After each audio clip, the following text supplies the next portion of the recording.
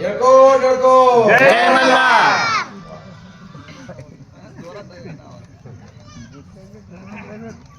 जय श्रीराम जय श्रीराम. जय जय श्रीराम जय श्रीराम.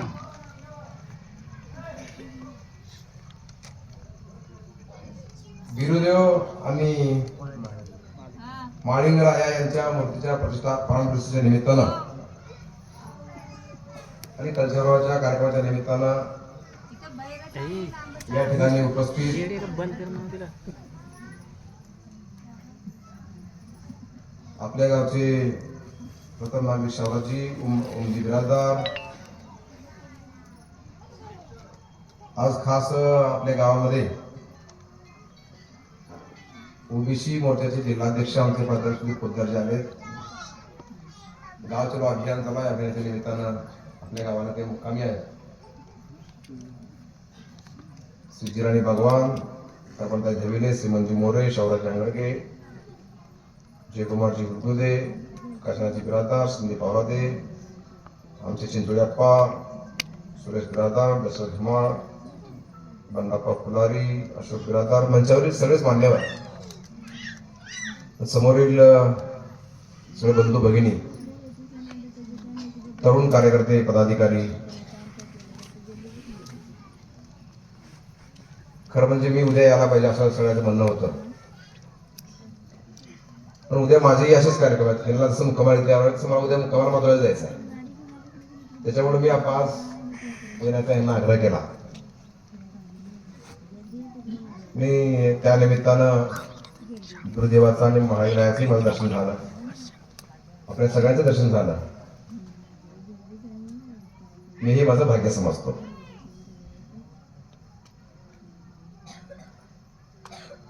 खरंच पाहता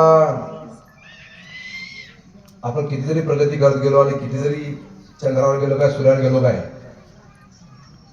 आपण आपली संस्कृती ठेवू नये आणि आध्यात्मिक ताकद वाढत चालली. हे काही कमी व्हायचं नाव नाही.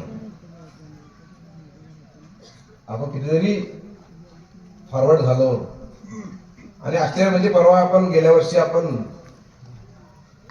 चंद्रावर गेलो, पण जाण्यापूर्वी बालाजीच्या पाया पडूनच गेलो, दर्शन करूनच, हा नारळ पडूनच. तुम्ही बघित असेल तर आपल्या शास्त्रज्ञांनी जाण्यापूर्वी म्हणजे ते चंद्रावर सोडण्याच्या पूर्वी बालाजीची आरती केली, पूजा केली आणि मग ते यान सोडलं, चंद्रयान. तिरुपतीच्या आकाराचा बघा. म्हणजे अध्यात्मामध्ये किती ताकद आहे आणि वर्ष वाढत चालली आहे. आणि अध्यात्म एक असं क्षेत्र आहे की या क्षेत्रामध्ये सगळी लोक आपले सगळे विसरून येत आहेत. सासू भांडण सोडून विसरून येते, सून आपलं हे करून येते, सगळे एका मंडपामध्ये येतात. शेजारी शेजारी भांडण असलं तरी विसरून जातो आपण, ग्रामपंचायतीत झालेले कुठे विसरून जातो आपण, सोसायटीत झालेले भांडण विसरून जातो आपण. हे अध्यात्माची ताकद आहे, हे अध्यात्माचं एक गुणधर्म आहे.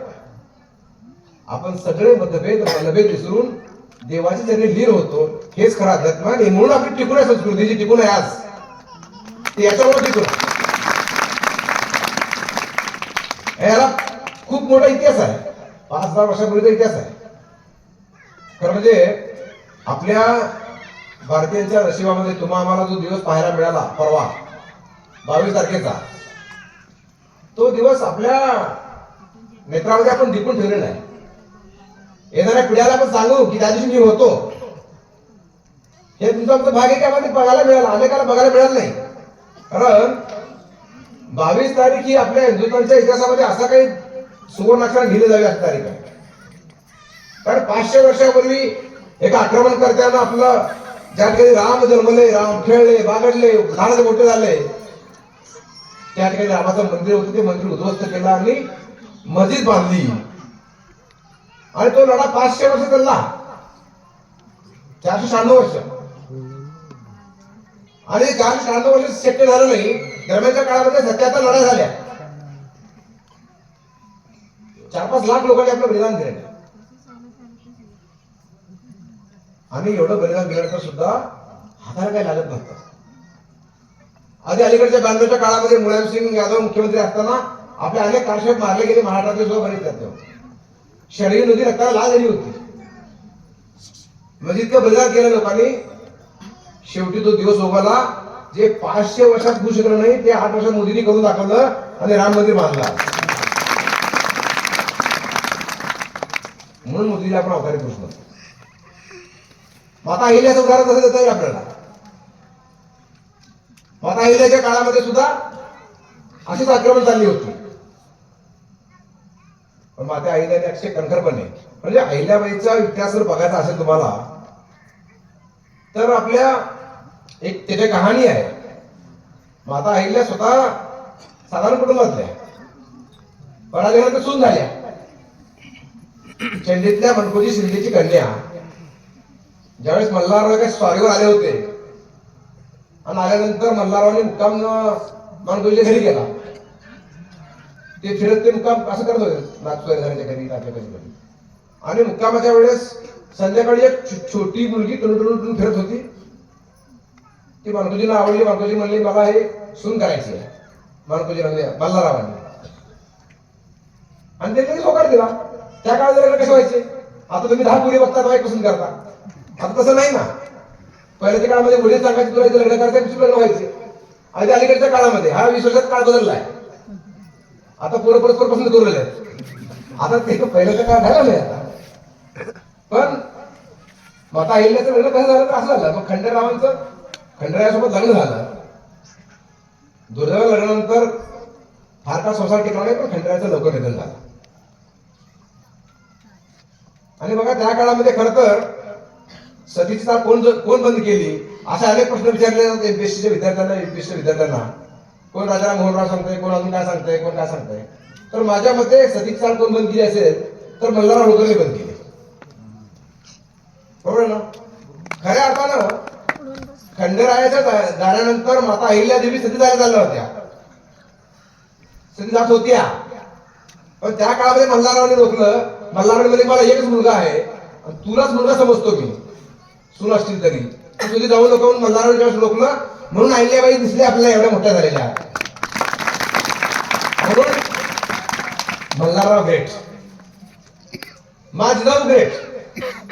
कारण माझगाव शिवाजी घडवला.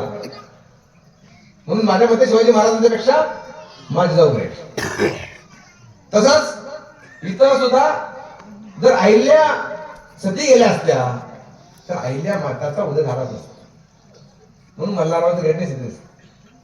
त्या काळामध्ये सतीची प्रथा असताना बंडखोरी केली मल्हाररावांनी आणि आपल्या सुंदरच विजाऊ दिलं नाही. म्हणून माता अहिल्याचा कर्तृत्व आपल्याला 70 वर्षाचं त्यांना जजमेंट लिहिते असतं आपल्याला आठवत असेल. तर मी परवा तुम्ही कधी गेलात तर जरूर काशीला जावा.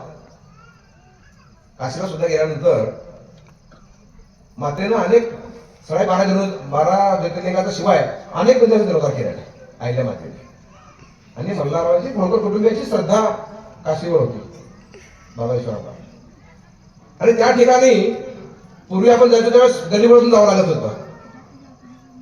एखादी गाय जर समोरून आली आपल्याला असं चुकून उभं राहा. मी अनुभव घेतलेला आहे. पण आता तुम्ही जाल तर कार जाईल मंदिरापर्यंत इतकी व्यवस्था केलेली माननीय मोदीजींनी. म्हणजे माता अहिल्याने जीर्णोद्धार केल्यानंतर पुन्हा 500 वर्षांनी जीर्णोद्धार कोण केला असेल तर मोदीजींनीच केलेला. हे लक्षात घ्या. आणि तुम्हाला ज्यावेळेस गंगेतून तुम्ही स्नान करून वरती याल तर पहिलं दर्शन माता अहिल्याचं होतं, नंतर बाबळेश्वराचं होतं. इतकी व्यवस्था माननीय मोदींनी करून ठेवली. कारण त्या काळामध्ये सोपं नव्हतं. जीर्णोद्धार करायचं तिथं सैनिक ठेवली माता अहिल्या मातेने मंदिराचा सांभाळ करण्यासाठी. माता अहिल्याचे काम खूप अलौकिक काम आहे. न्याय देता म्हणतो आपण माता अहिल्याला.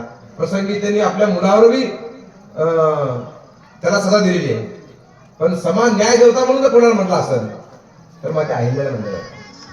त्यांनी केलेलं कार्य कर्तृत्व खूप मोठं आहे. पुन्हा सासरे गेले नवऱ्यानंतर दिवसानंतर पुन्हा मुलगा पण गेला. पण दुःख कसं झेलावं कसं पिचवावं हे माता अहिल्यातून शिकावं. आणि तरी राजकारभार केला. म्हणजे राजकारभार करत असताना त्यावेळी दुष्काळ पडला होता. तर तुम्ही आता खेडेगावात पुढे जाल तर एक मोठ्या मोठ्या विहिरी दिसतात बघा. पिंडीच्या आकाराच्या विहिरी दिसतात है ना. त्या विहिरी माता आईला बांधलेल्या आहेत त्या काळात. ज्या ज्या ठिकाणी महाराष्ट्रामध्ये तुम्हाला विहीर दिसते पिंडीच्या आकाराची, ती माता आईला बांधलेली. त्यात लॉजिक काय होतं माहितीये? तिकडून जनावरांना सुद्धा पाणी प्यायला उतरता यावं. विहीर गोल नाही, पिंडीच्या आकाराची विहीर, कारण महादेवाची भक्ती होती आईलाची, म्हणून जनावर सुद्धा येता यावं एकदा बारीक विचार माता आईला त्या काळात केला. म्हणून माता आईला ते किती सांगावं, काय सांगाल तेवढं कमी आहे.